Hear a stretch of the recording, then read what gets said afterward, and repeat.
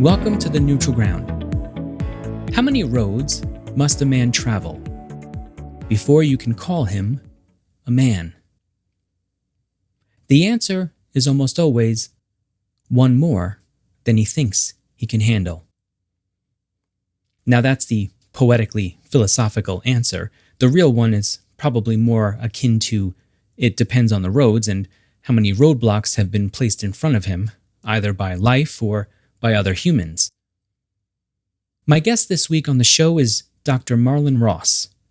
Marlon teaches in English and American Studies departments at the University of Virginia.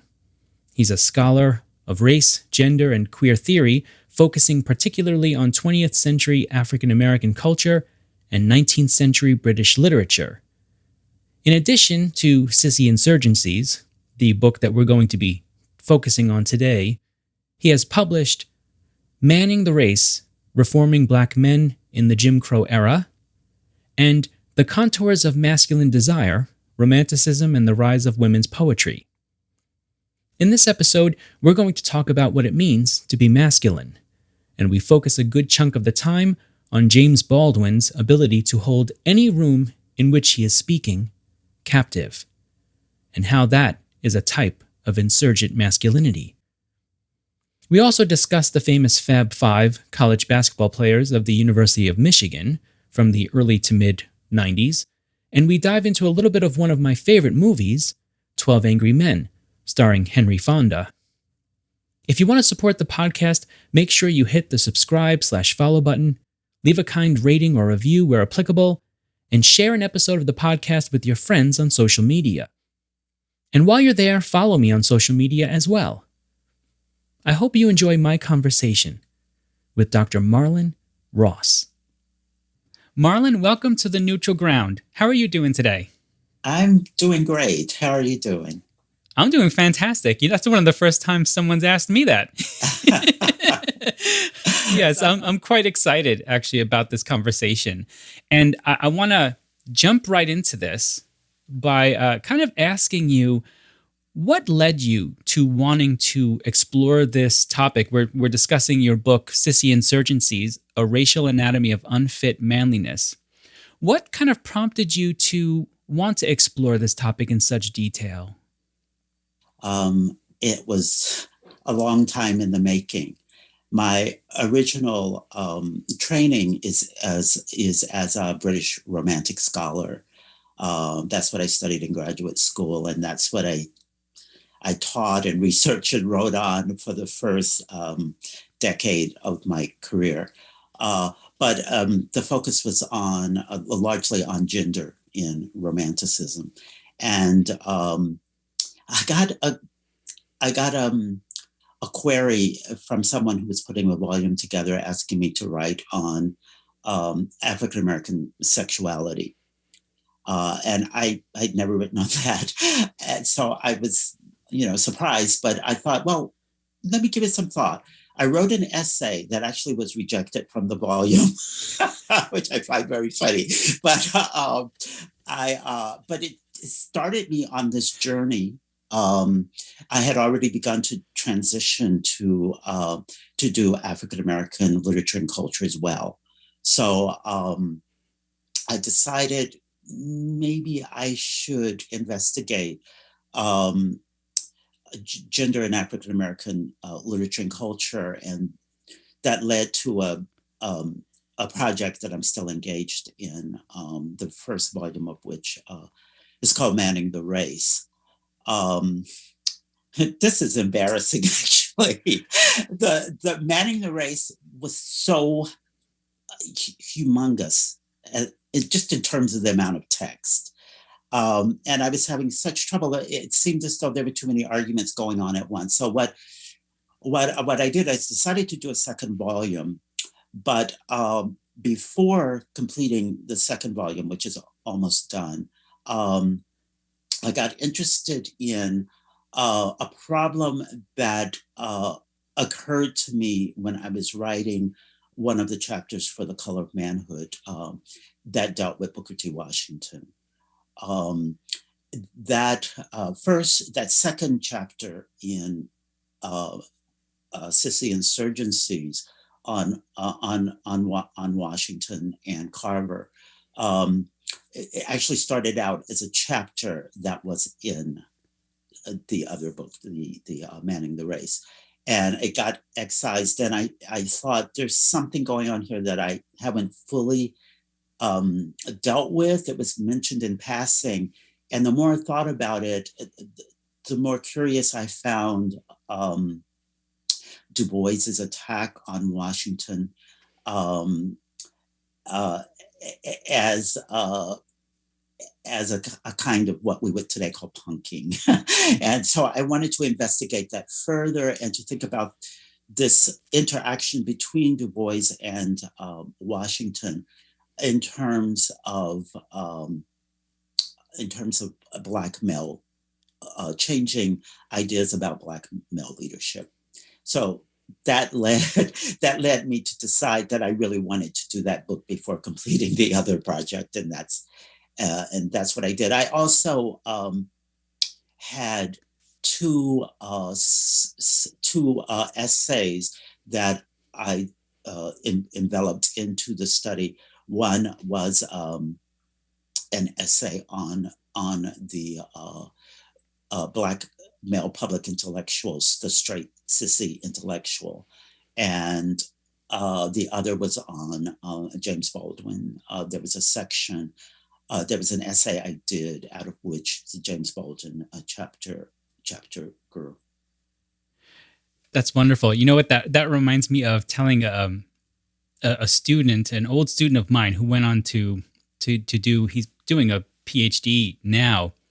I told him one of my pieces of advice was don't throw away anything that you write, right? Because anything that you write can become something, right? So you take that chapter and you've got this great book out of this now too. Well, the problem is I have a problem with being succinct when I write, and that was one of the reasons I wanted to do this book before returning to the project.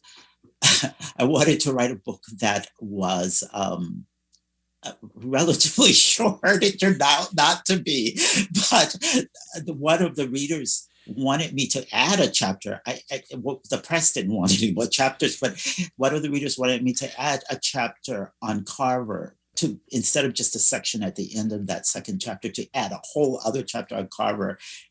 And I said, no, don't send me down that rabbit hole. Yeah, once you get going, right? I mean, it's not as if the ideas ever stop when you're writing, right? They just keep coming. So you could keep adding, forever.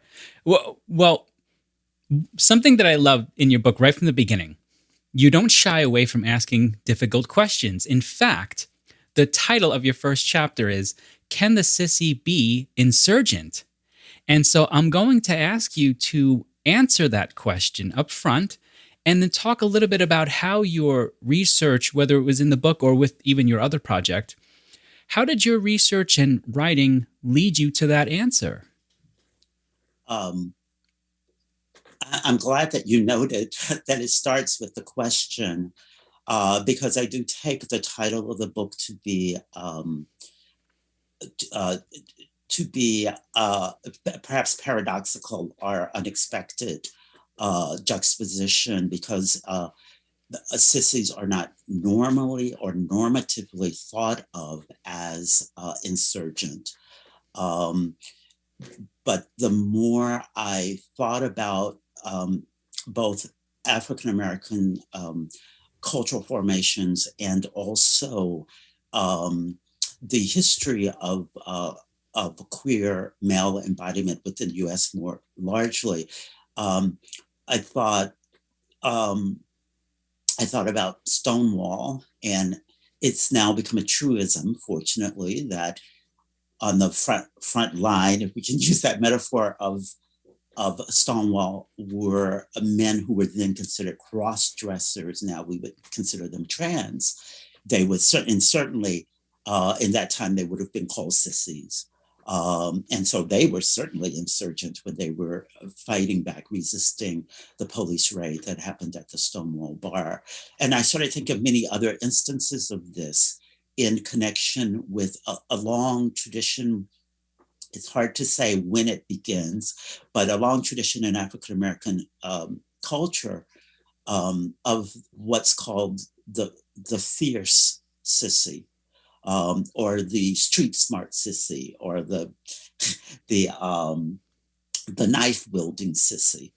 And I thought there's this figure counters the dominant notion of the sissy, one of whose meanings has been a coward, a weakling, someone who's too vulnerable to penetration of a variety of kinds.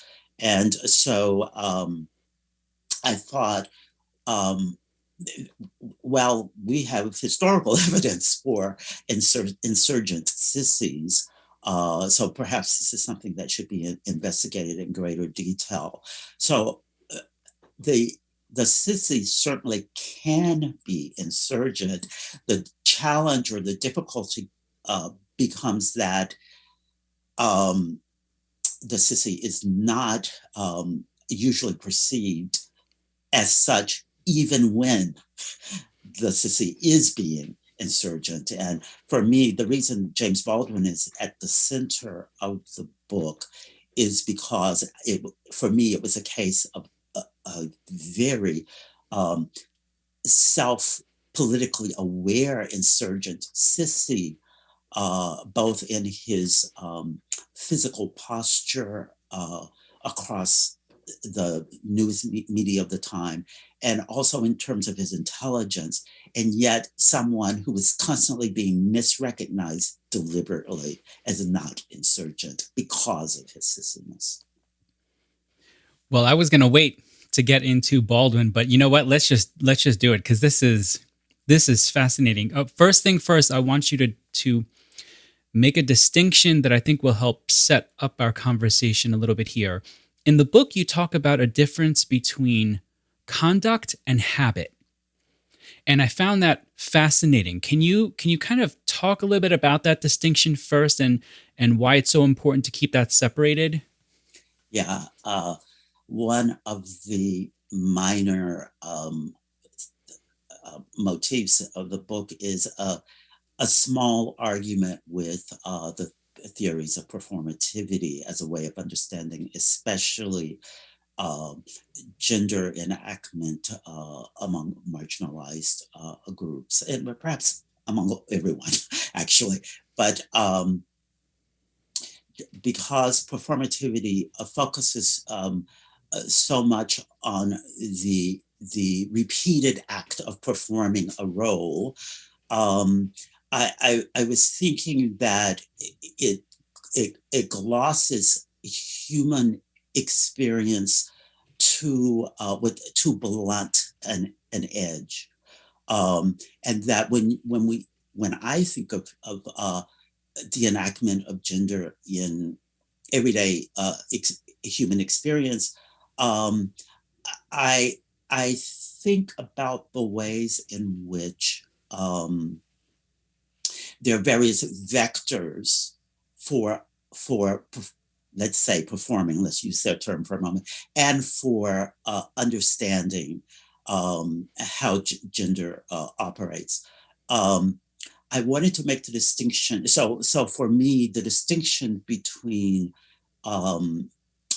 performance or performativity and identity, let's say, which is too for an extreme for me. I wanted something in the middle of those two.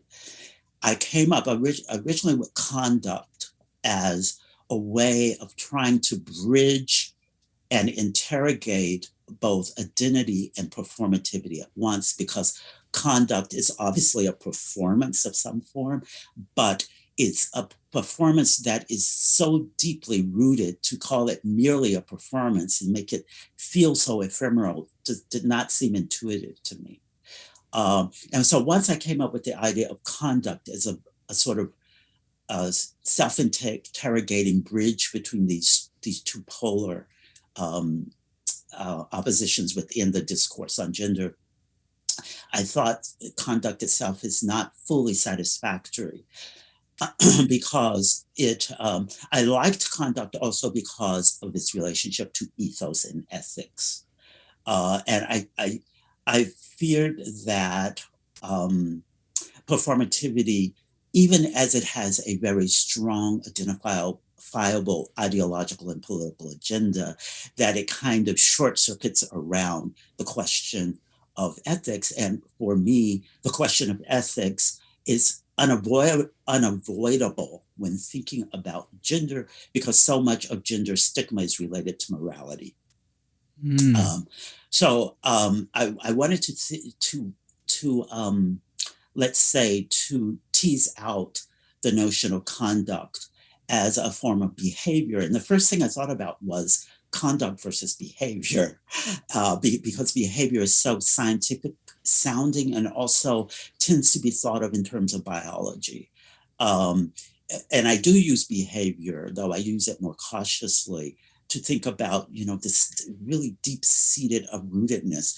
But for me, conduct is the way we learn to be in the world as a result of both internal pressures and external circumstances. And the way we learn to be in the world is in some sense not very fungible. We can change our conduct. Obviously, that's part of the intrinsic meaning within conduct. We can change our conduct, but it is very, very hard to do the more we get ensconced within it. And that to me became behavior, that behavior is something that seems even more fixed. And it may have some biological relationship. I don't know. I'm not a scientist, but it goes to the question of those LGBTQ people who are adamant that their gender is not, or their sexual orientation is not a choice, but is inborn. So I wanted to keep a tincture of that. And then I started to think about other modes. And for me, immediate conduct, and you said the other one, and I just forgot. Habit. Habit, Yeah. yes.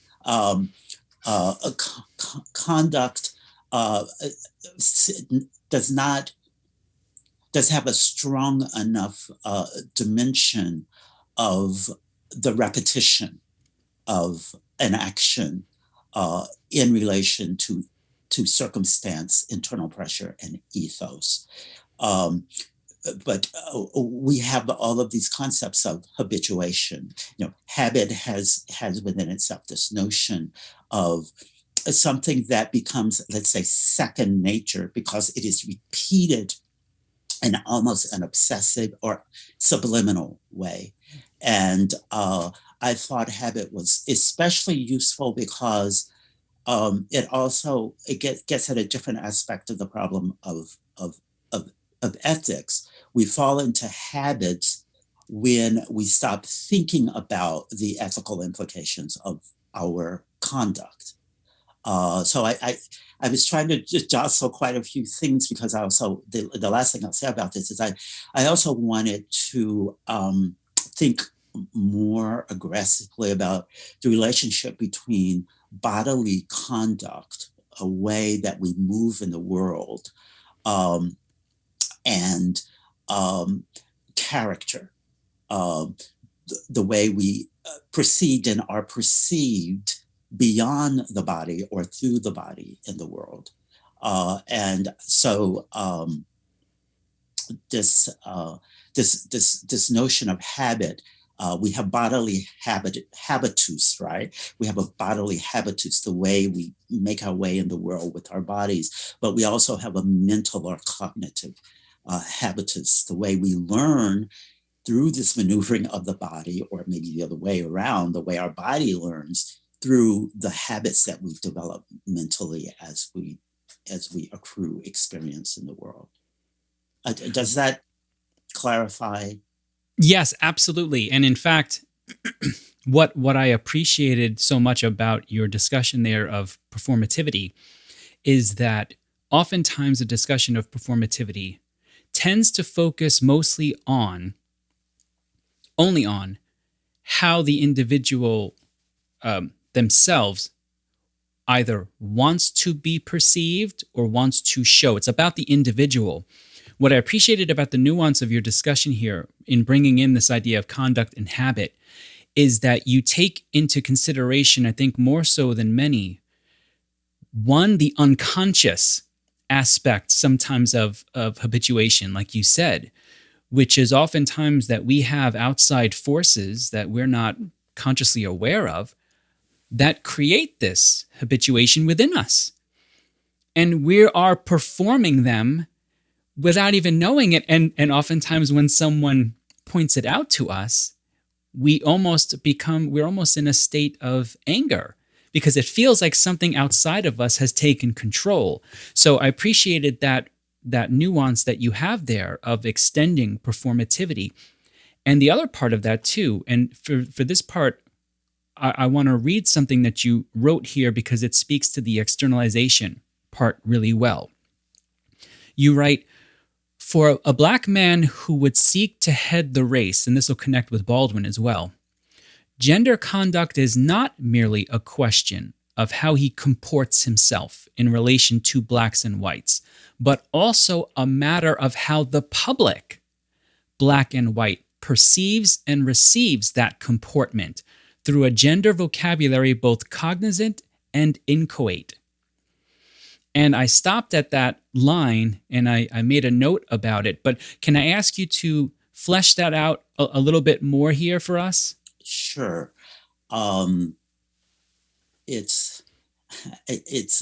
feel that it's so difficult not to get entangled because when we're thinking of any sort of cultural formation or collective formation like race or gender.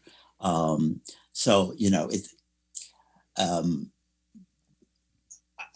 try to build into the way I think about it the kinds of cautions that always have to be there in terms of the variability, right?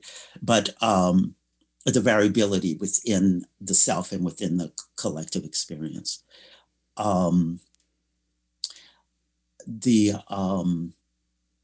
This idea really emerged in relation to Booker T. Washington. I can't remember the first sentence of that chapter, but I think it's history has not been kind to Booker T. Washington. And the reason the study starts with Washington not only because of the chronology, but also because his leadership sets up a particular problem in that moment and in terms of the legacy historically of African-American male leadership. It is very hard to know what's going on inside of Booker T. Washington's mind because he's so wily and so deliberate in making the image he presents the image that he lives, that he seems to be living. And of course, there are moments when those two things clash. But Washington, so this was the problem. Washington was clearly perceived as a proper, we would say heteronormative leader of the race. And I understood why especially why the Northern white leadership, industrial leadership especially, would want to be insistent on seeing him as a proper leader in that sense. But I kept, in reading Up From Slavery, I kept coming across his misgendered self-identification. And that seemed to also, everything is calculated in Washington, at least in his published work, and to the large extent in his letters as well. just one example, the episode where he sweeps the classroom to be admitted into Hampton under the eyes of a white a school mistress. Um, that to me epitomized the problem of the African American uh, manhood labor.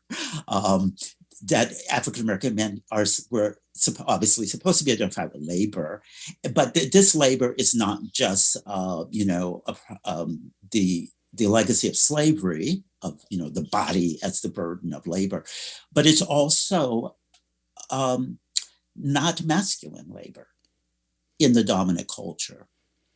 And so I thought, why is he taking on this very misgendered um, activity as the pivotal moment that catapults him in this trajectory toward Black leadership?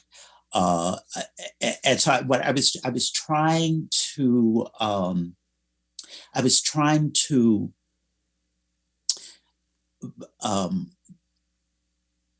make these things correspond in terms of the politics of the time.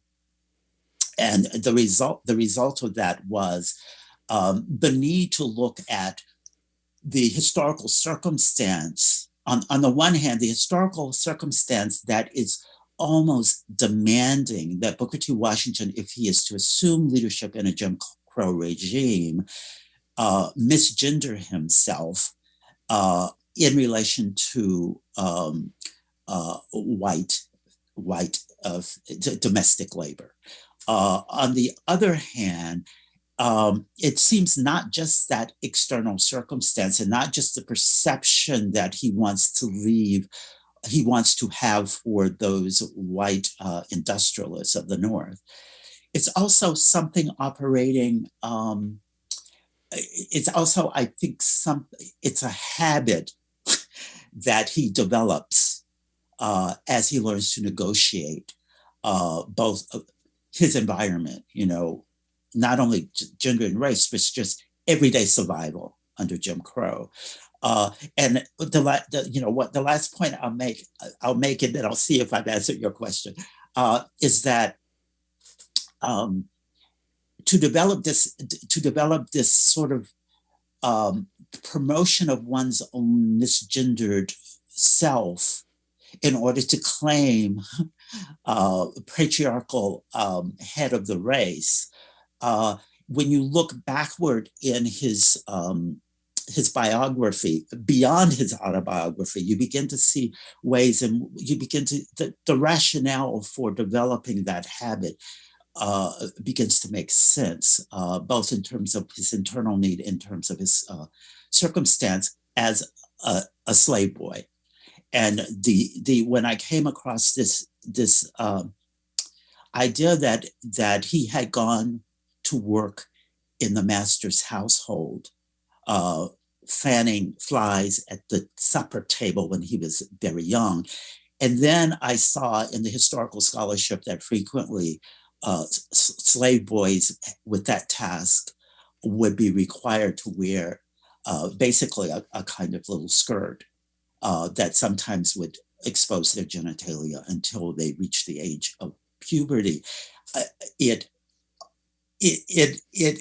made sense to me that his whole that much of his experience and much of his upbringing would have been conditioned by having to deal with these, let's say, scenes of boyhood or manhood humiliation that he had to find a way of defending against, coping with, and turning into opportunity, which is his whole philosophy, to turn a subordinating regime into an opportunity.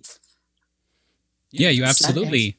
Yeah, absolutely. You answered the question, and it leads wonderfully too into when I got to chapter 4 of your book, where you talk about Baldwin and Baldwin's heroics. My mind kind of really just started pulling a lot of things together, and so I'm going to ask for your forgiveness as I kind of walk you through it, because then I want to ask you what you think about these connections that I make here. So one of my favorite films of all times is 12 Angry Men. And in the past, in my classroom, I used to teach, I haven't done it in a while, I used to teach an essay by Harvey Mansfield called The Partial Eclipse of Manliness. And in this essay, Mansfield makes the argument that one of the strongest characteristics of manliness is this notion to be able to stand up, demand attention, and be heard. Both of those things very key, like standing, attention, and then to be heard. In 12 Angry Men, there's a very famous scene, and this is the original with Henry Fonda and E.G. Marshall and stuff. There's a scene where this gentleman who is, there's no other way to say it, he's just a huge bigot. And particularly, he talks badly about poor people. He talks badly about people who have emigrated to the country, to America. And he does this throughout the entire film until one scene, and it's this beautifully composed scene of the entire room with all 12 men. This gentleman, this bigoted gentleman, gets up and he starts screaming, commanding that attention. You need to listen to me. You know, these people, they always do this and this. Okay. What's brilliant, though, about this scene is rather than engage in some kind of verbal or bodily war with this gentleman that they can't stand anymore, none of them, one by one, they get up and they turn their backs to him and walk away. And in that moment, that is the ultimate way to demasculate or demasculinize that individual and tell him, we are not going to recognize your right anymore to do this. And the very last moment of it, everybody walks away except for E.G. Marshall, who is sitting down still. He's the last one, though. And E.G. Marshall, the gentleman looks at him and says, you got to listen to me. And E.G. Marshall says, why don't you sit down and shut up and don't open your mouth again? And that is just it. His ability to use his masculinity as a persuasive act has been completely removed. Okay. That's one part of this. The second part, though, that connects with your work more specifically is, after I thought about that scene, I went back and I rewatched Baldwin's opening remarks from his 1965 debate with William F. Buckley Jr. And this is in Cambridge. And I absolutely urge everyone to watch this. Watch the whole thing, but particularly Baldwin here. He's in this room and he's surrounded. I mean, you could almost compose this like a film. He is in the middle of this room. All these young people, men and women, black and white, everyone is staring at him. And he more than commands the room. It's as if when you look at the faces of the young people, they're expressing, what's happening here in front of me is more important than anything else that could possibly be happening in the world right now. And so that ability to command, be heard, but more than that, at a certain point, it becomes almost a hypermasculinity in the sense that it's almost as if the rest of the room will not allow Baldwin to stop. Like, please, you cannot stop. You must keep going. Now, my question for you is this. Is there something to be said for the act of great speech, the production of awe in an audience, in a room, that can possibly cut through our public need to conceptualize performance of gender? Or is there something else going on here with Baldwin in this room and his ability to dominate such a room? Mm-hmm. Yeah, that's really, it's very interesting. And it makes me want to go back, and I haven't seen that film in a long time. It makes me want to go back and watch it. Um, I There are several tracks I'm thinking of what. So Yes, please let me explore away. start. Take any of them. The first I will take is that Baldwin in that great hall at Cambridge um, is let's say a historical set piece that could be traced backward and forward. Uh, it, I wish that I had been able to begin the book with Frederick Douglass for this very reason. Um, his All of the descriptions of Douglass during the time in the newspapers, journals, etc., describe exactly what you described of the audience in relation to Baldwin, and that it was. Well, they do describe also this incredible mane of hair, and he looked like an Old Testament prophet. They did to say, um, but they usually focus on the the power of his oratory to gain attention. The reason I bring up Douglass is to sort of trace prehistory for Baldwin, is because I think several things are going on at once, corresponding and to some extent conflicting. One of the reasons that Douglass's audiences were so compelled is that obviously this is an escaped slave, a refugee actually, and their people traveled for miles and miles to see him speak. This was their opportunity to see this enigma before them.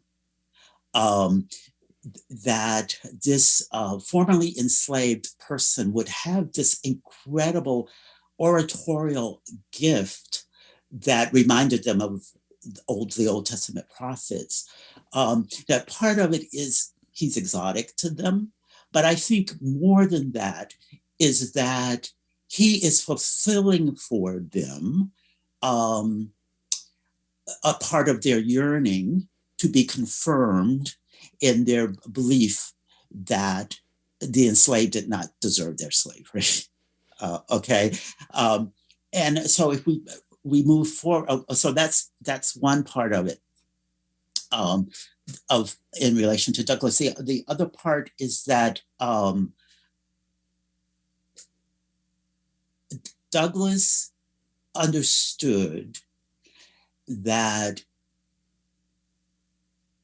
he had to overcome the habit of equating the Black person with the Black body and not being able to hear the intelligence. I mean, it's very fundamental in Douglass's time, because that was the debate, right? Does the slave have enough intelligence to be a citizen?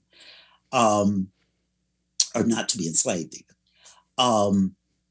Now it's obviously not exactly the same thing with Baldwin, but there's a similar dynamic with both of those. There are some differences. Douglass was a relatively big man, and I think would have been read as very patriarchal, an Old Testament prophet, right? Baldwin was a quite small man and was fey in some ways. He was a sissy, visibly, and people talked about him as a sissy. I mean, I just taught Norman Mailer's chapter from Advertisements for Myself, where he has this terrible paragraph on Baldwin, where he focuses on Baldwin's, sissy embodiment. He equates Baldwin's sissy embodiment with his overly perfumed prose. And that was the dominant image of Baldwin. We see it even in the Time magazine article where Baldwin was on the cover, where it talks about him being, fidgeting and being, it has used all of these diminutive terms to diminish him as a man. So he knows this. He knows that he will be perceived not only as a Black man, where some people will have a question of in their heads of, is he really capable? Is he really deserving of being in this honored place? Especially because his opponent was from a wealthy, highly educated elite family. Okay. But so not only his race, but also his embodiment, coupled with the fact that he had no education beyond high school, and that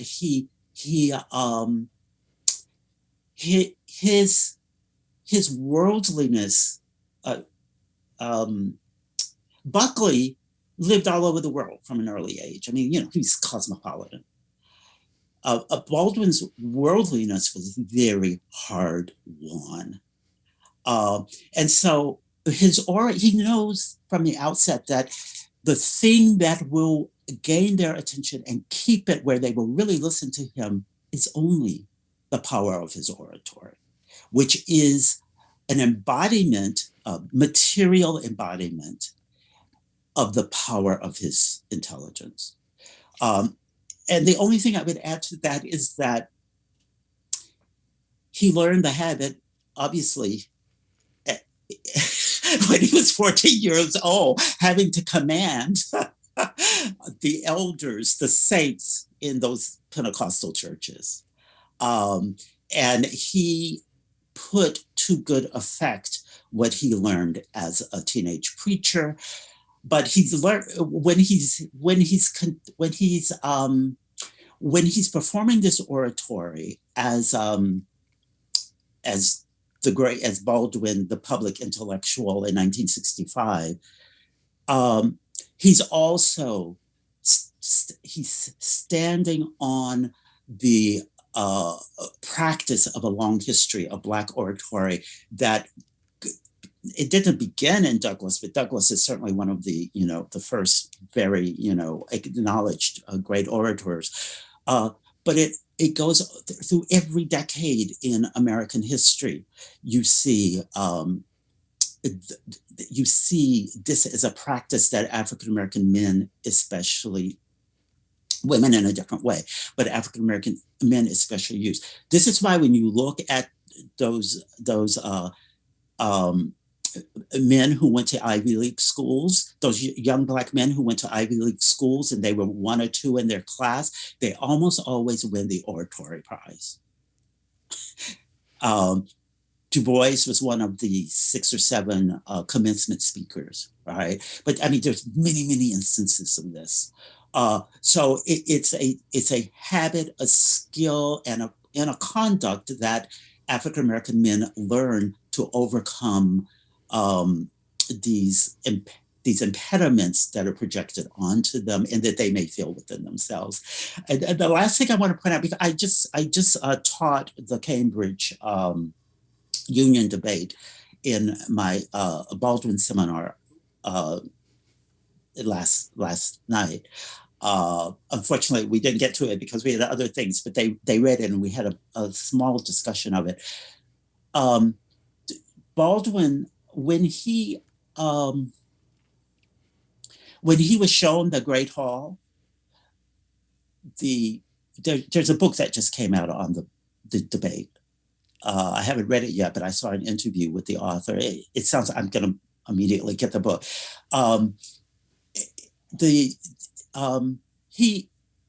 The person who showed him the room felt that he was terrified. And I'm sure he was. I mean, and he said he didn't understand. He didn't know what the form of the debate was. He had not prepared anything.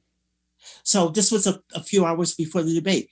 He goes up into the committee room of the president of the society, and his companion was standing guard, not allowing anyone to come in, as he pulled together from other speeches and from his writing what he was going to say that night. Oh my gosh. to be that brilliant on the spur of a moment. I mean, but if you look at the debate, he barely refers to, I mean, it's all coming out of his head. It's just extraordinary. But the reason I'm pointing to that is because the one thing that one learns as an African American male, especially put in institutions, in elite or elitish institutions, is you learn ways to negotiate your gender embodiment, whether you're sissy or not, your gender embodiment in relation to those who are deemed more empowered than you are. I mean, I think that this is a kind of practice that's passed down in various ways within the culture, and it doesn't always work, obviously. It has its limitations, but it's part of that whole idea of being a credit to the race.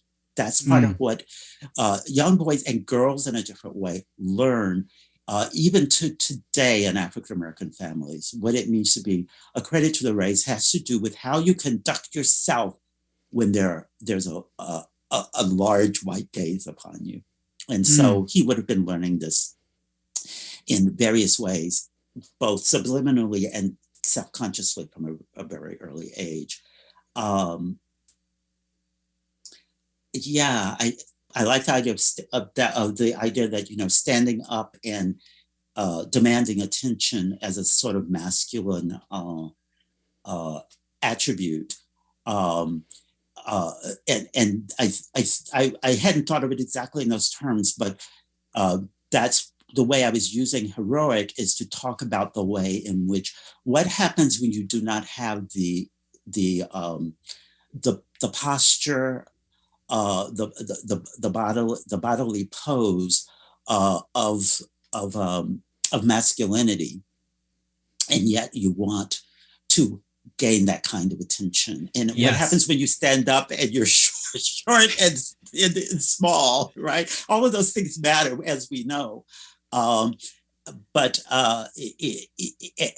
one of my colleagues here in the religious studies department has a book on called Black Pentecostal Breath, which has a chapter on Baldwin, and is analyzing, the role of Pentecostal. It's analyzing the discourse of Pentecostalism from a race theory and gender theory perspective. But one of the things that I found fascinating about his study is he talks about what happens when a female pastor gets into the pulpit of a Pentecostal church, and he does a very thick analysis of that. And I mentioned that in the Baldwin chapter because it led me to think about what happens when the boy who everyone perceives as a sissy steps into a role that is highly gendered as a powerful masculine role within African American community.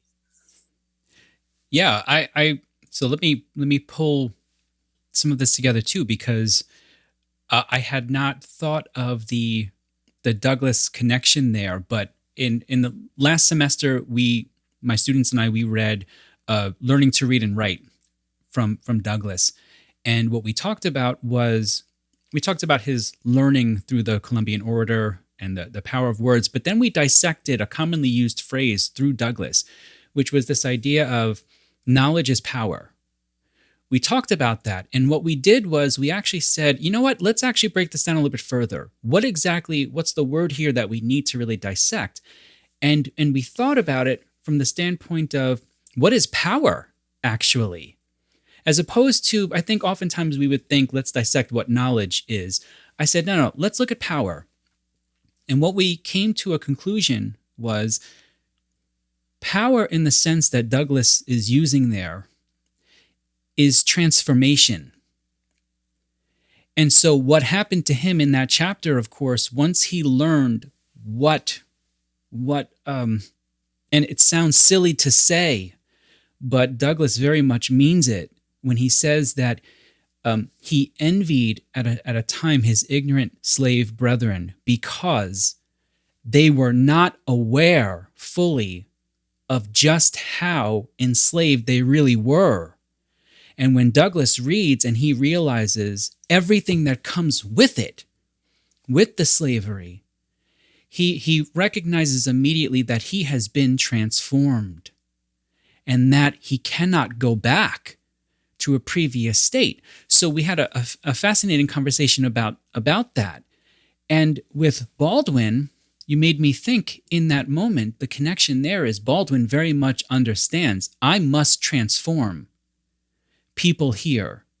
And that is I think, essentially what he does in that room. He transforms it. And it's an amazing speech. And everyone in that room, like I said, their faces are just, and maybe this is the difference. When that gentleman in 12 Angry Men stands up, he stands up for his own. And it becomes a kind of caricature of masculinity in that sense. And that's what I think Mansfield talks about too in his essay. Whereas with Baldwin, it's people pushing him up. It's everyone else but Baldwin in that sense saying, you need to stand and you need to accept that we need to hear from you what you have to say. And I hadn't thought about that before, that lineage. And Douglass, very much the same thing. He knows who is most likely going to read what he wrote and who's going to hear him speak. And above all, he trusts that the idea is the words, the language, even the performance as well, all of that must be used to transform. And that is absolutely brilliant. And then to connect even with the pulpit, you're there for the same reason. You must transform the people in the pew to be greater and transcend who they are, to look toward above even you to a godly presence. And I hadn't thought about it before like that until you just said that. Something else you mentioned that I want to ask you about. You mentioned this in chapter 6, and you just mentioned it now as well, which is this. You mentioned the Fab Five from the University of Michigan in early 90s, and I remember them well. I loved they were fantastic, really exciting. They changed college basketball. I mean, they really did. They changed the culture of college basketball in the early 90s. And it was 5 young black freshmen who were highly recruited, top of the country. And they all decided to go to the University of Michigan. And what ended up happening was you had a storyline develop, which was University of Michigan offered this one view of this culture, and then you had the University of Duke, or Duke University culture, which was this predominantly white culture. Where I want to bring you in that you mentioned was a conversation that comes up every so often, which I think is more complex than people give it credit for. One of the Fab Five, Jalen Rose, who's still very much involved in basketball today, he's on ESPN all the time. He talks about how much he hated Duke. But more specifically, he talks a lot about one particular player, Grant Hill, who played for Duke at the time and was a young black male, but going to this predominantly white school. And the two have had exchanges. And Grant Hill said something years and years and years ago that almost broke my heart, which was he said, I shouldn't have to feel guilty for my parents. And I thought, oh my God, I don't even know what to do with that. And so could you speak a little bit more about this relationship here between the two? I feel as though I would be speaking out of a degree of ignorance because I don't know enough about Grant here. Oh, yes. So let's go the route that you do in the book then, and the because I think this will connect anyway a little bit. The appropriation part you talk about of the term Fab Five with the Queer Eye for the Straight Guy production team. I do want to. I will speculate a bit. I want to before I go there. I'll speculate a bit. Sure, please do. Because I was at Michigan when the Fab Five was there. I was teaching there, and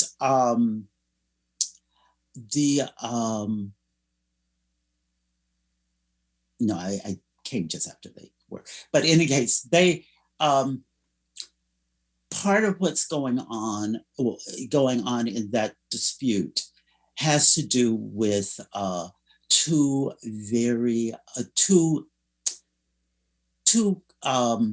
mutually contested conducts of Black masculinity as sportsmanship. And the thing about the Fab Five is that while people were awed by their skill, by their talent as players, they also tended to doubt or question the properness of their masculinity. They were read in the sociological term that I really don't like, but I'll use as hypermasculine. I don't like the term when it's applied to Black men because it's too loaded, but that's the way they were read. They were read as urban, and not just as urban, but as ghetto, and that they were bringing a ghetto ethic and a ghetto form of play into college basketball. Its place is important here because the University of Michigan, its location next to Detroit, et cetera. And a couple of them were from Detroit, if I remember correctly. Yeah. Duke is the Southern Gentile converse of Michigan. And, especially then, even more then than now, right? Hill, if I remember correctly, Hill was described in terms of, a certain kind of more genteel, a more proper manly conduct. So I'm glad you brought. I hadn't thought about this, and I'm glad you brought my attention to it. It's something I would love to investigate if I get time, because I think it epitomizes so many arguments that have been had in the post-desegregation moment. The argument between the now infamous Bill Cosby and his interlocutors, for instance. The argument recently that emerged in relation to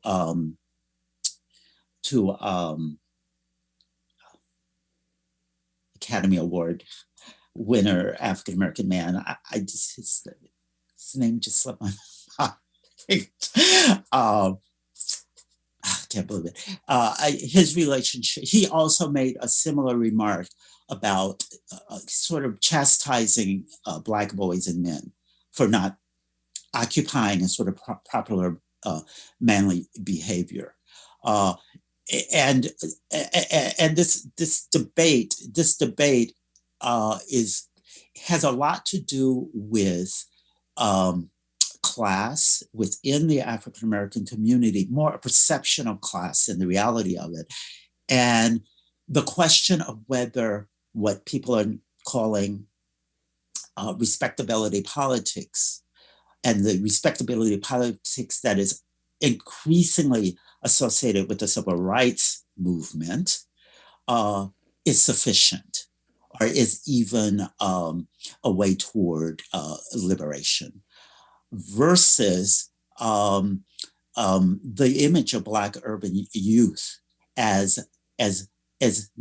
neither being able to be circumscribed by that Black civil rights narrative, and often seen as not wanting to be circumscribed by it.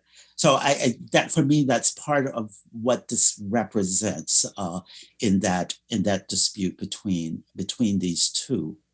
But I'm going to give it more thought.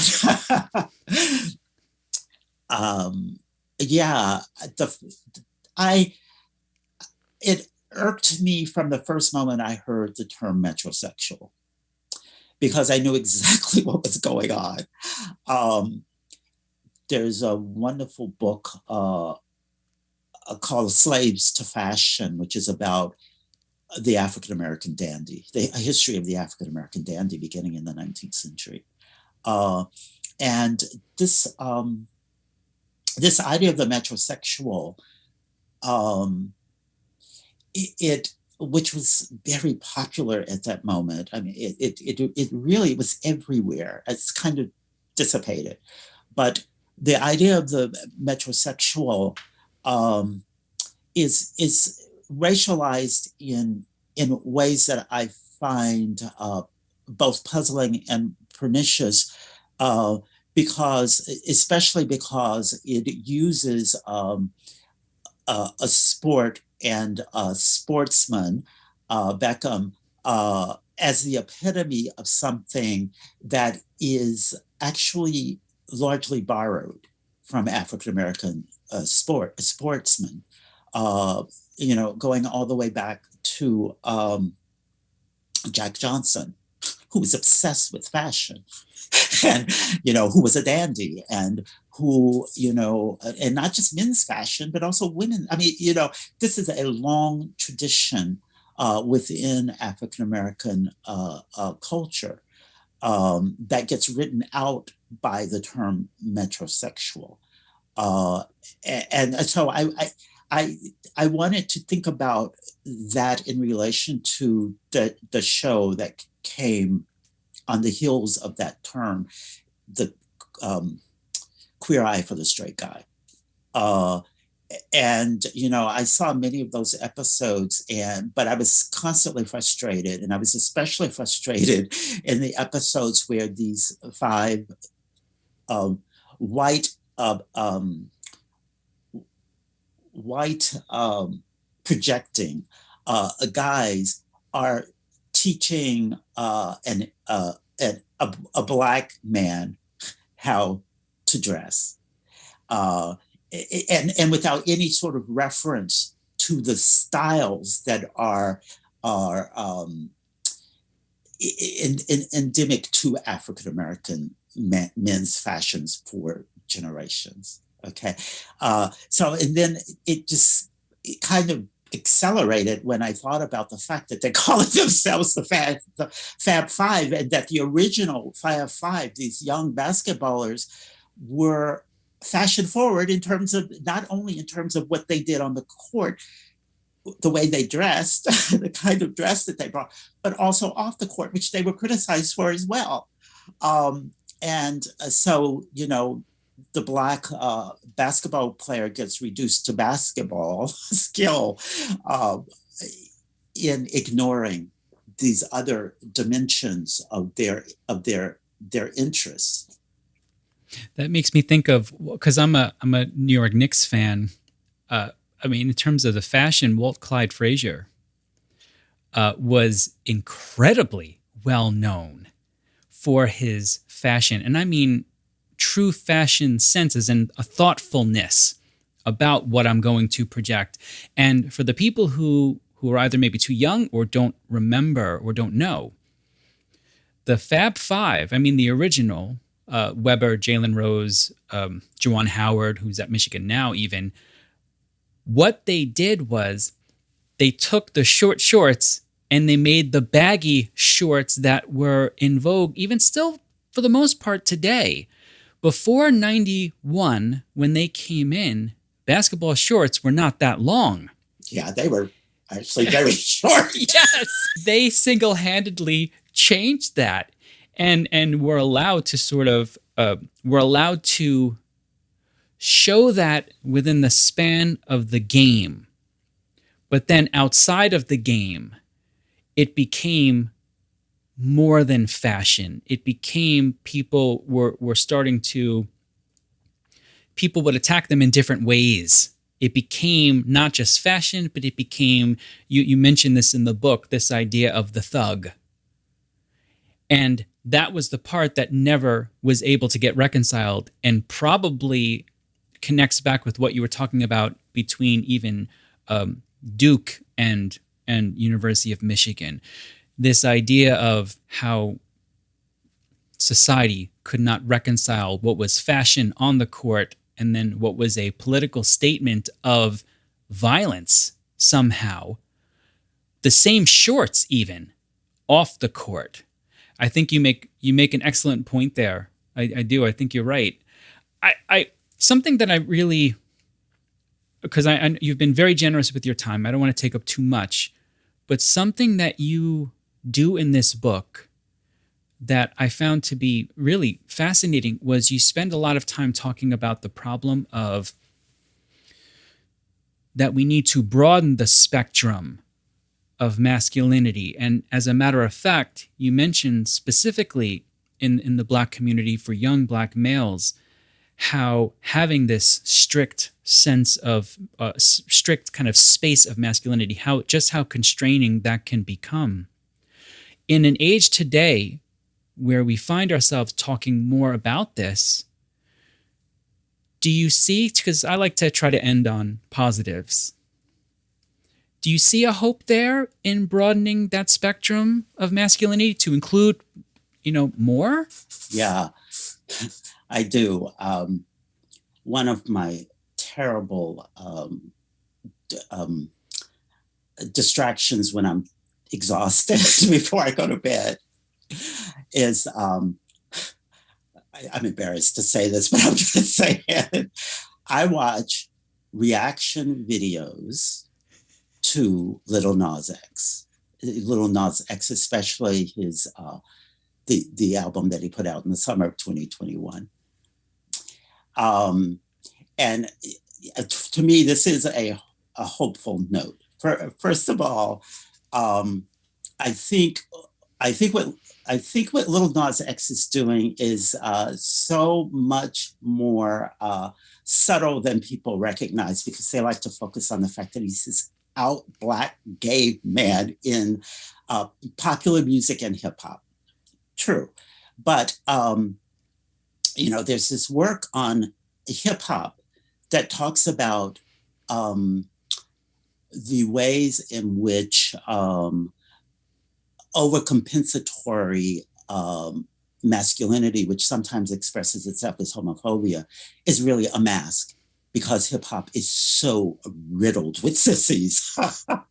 And, there's a very interesting sort of pop book about this called, I think it's called Hidden in Hip Hop, but or Hiding in Hip Hop.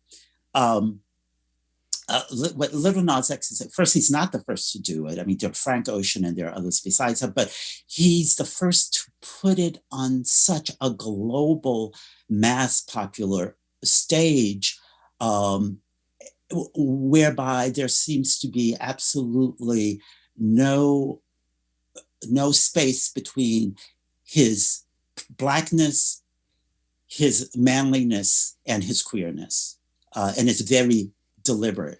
But the reason I'm watching the reaction videos is because I'm noting in the comments in a lot of the reaction videos, people are attacking the Black male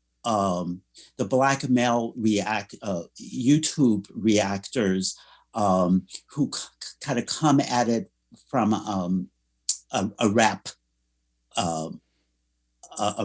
perspective, a perspective within rap music. And there's this constant charge that all of the Black reactors are being homophobic toward Lil Nas X. It's actually not true if you go tabulate what's going on, but this is what they're perceiving. This is what they're taught to perceive. There are so many reactions by young Black men or young male interracial groups, or young Black men, a young Black man with a young Black woman, who are just celebrating and just they keep saying, "We're so proud of you," and somehow this, it doesn't compute on the people who are reacting. And usually, what they're reacting to is young white men celebrating Lil Nas X and saying, "Oh, I'm hip with this. I can deal with this." But the whole, regardless of the constant filtering of these reactions by assumptions, thug assumptions, right? I think this kind of upset and the response indicates that as is often the case in American culture, um, as we saw in sports repeatedly, that until a young African American male does it, it doesn't happen. It doesn't do the kind of shake up. If a young white male were doing this, and of course we do have examples of out gay musicians, pop musicians, and we have, Elton John, right? Who's British anyway, but it's not exactly the same thing because of the assumptions encrusted around Black masculinity. So when it's a young Black man doing it and doing it in such a sophisticated sense of marketing and of artistry, the shakeup is felt almost like an earthquake. And so I find that very interesting. But what I think it's really expressing and embodying is the change that has already occurred. That has occurred. And of course, we have a tremendous backlash to it. But the backlash, as is often the case, is so tremendous. It's because the people against it perceive that they are fighting a losing battle. And my students today, the last thing I'll say about this is, I know no university is representative of the larger whole, obviously, but when I first came to UVA, I would have had a much more difficult time teaching the subjects that I teach. But today, my students don't blink. They don't blink when they're reading Giovanni's Room. They don't blink when we're reading some things that are pretty far out there in terms of sexuality. They don't blink. And I don't know what's going on internally, but I have a very strong sense that my classes fill up because this is something that they're interested in investigating. This is part of their generation's sense of their own identity, of something that they have helped us, the older generation, out with. So that's my positive spin on the broadening and the complication of those roles that have been, those roles of masculinity that have been handed to us. Well, first, a quick confession. I actually like those reaction videos as well, and I'll tell you why. I thought when I saw the first one on YouTube, I thought, who's going to watch this? Who would watch someone reacting to something? And then I kid you not, about 2 hours later, I was on like my 40th reaction video. I know. And you know what? I just left feeling good about the world. It's almost, people may think I'm being hyperbolic here, but no, I'm being serious. There was something quite beautiful about seeing all the different types of people reacting, because they tend to be positive, at least the ones that I saw tended to be positive. And it was just a beautiful connective thing to see everyone together looking at this one text and connecting with it in a positive fashion. And to bring it back to also to our discussion with Baldwin, even with Lil Nas X, we should also recognize that, again, it's the crowd lifting him up, and that height of masculinity where you can get others to lift you up and say, we want to hear you. And that's exactly what happened to him. And in that sense, I hope this comes out the right way. In that sense, the spectrum of masculinity is broadened almost because of the work that he did, but it's broadened naturally, not in the caricature sense of trying to force it, which I think makes a difference. I think that speaks to people in a lot of ways. I do. Yeah, I think so. I think the part of the moment that makes him, and the artistry of the skill of his artistry that puts him in that position is the interaction between the mass audience and his communication with it. So it is this back and forth. it's the moment and let's say it's the moment and it's the man in this case. Absolutely. Well, Marlon, this has been absolutely wonderful. I really appreciate you coming on. I'm going to have links to your book in the episodes, and I'll put any other links that you might want me to put. But would you like to tell people either where they can maybe learn more about you, or if you want to talk just a little bit more about your project you're working on now, just so people know? Much to the chagrin of Duke, the publisher, I have no social media. I watch a lot of YouTube and I subscribe, but I don't have any way to contact me except at the University of Virginia through my email. So I'll just say a little bit about the 2 volumes that I'm working on. One is a collection of essays called Race, Space, and Culture, which comes out of a course that I've been teaching since 2001 with my partner and colleague, Ian Grandison, who's a landscape architect. And that's a collection of essays on the built environment and cultural theory. My individually authored a book is called The Color of Manhood. And it is the 2nd volume to Manning the Race. It is a literary and cultural history of the imaginings of masculinity for African-American men from the civil rights movement to the present. And I'm on the last. I'm mainly subtracting words at this point. I'm subtracting words, and once I get those words subtracted, it will be at the publisher, hopefully by the end of the year. Well, that's wonderful. Marlon, thank you so much for joining us and sharing your time with us today. Oh, I really enjoyed the conversation. Those were wonderful questions. It took me places I hadn't expected to go. So I really appreciate it, and I have enjoyed watching previous podcasts that you've done. Thank you so much for that. I really appreciate it. Well, I hope you enjoyed my conversation with Dr. Marlon Ross. If you did, check out his works using the links that I've provided in the episode show notes. And also, if you haven't yet done so, consider subscribing or following the podcast on whichever platform you're currently using to listen to me on.